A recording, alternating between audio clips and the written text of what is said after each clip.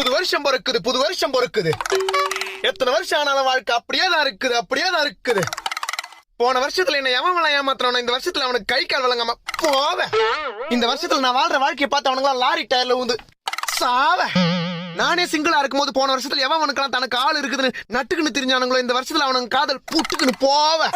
யோ புடுபுடுப்புக்காரன் தானே நீ? ஏன் பார்த்தா அம்பானிக்கு அத்தை பை மாதிரி தெரியுதா? நக்கல் தாயா உனக்கு. புது வருஷம் பிறக்கும் போது எதுக்கு சாபமா வீட்டுன்னு தெரியற? நான் பண்றது 12 மாசத்துல பட்ட கஷ்டங்கள் அப்படி என்ன பட்ட சொல்றேன் கேளு. சொல்லு.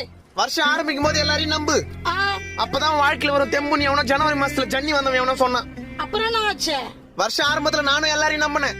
அப்புறம் 3வது மாசத்துல 3 பேர் முதுகுல குத்துனான். 7வது மாசத்துல 7 பேர்கிட்ட ஏமாத்தினான்.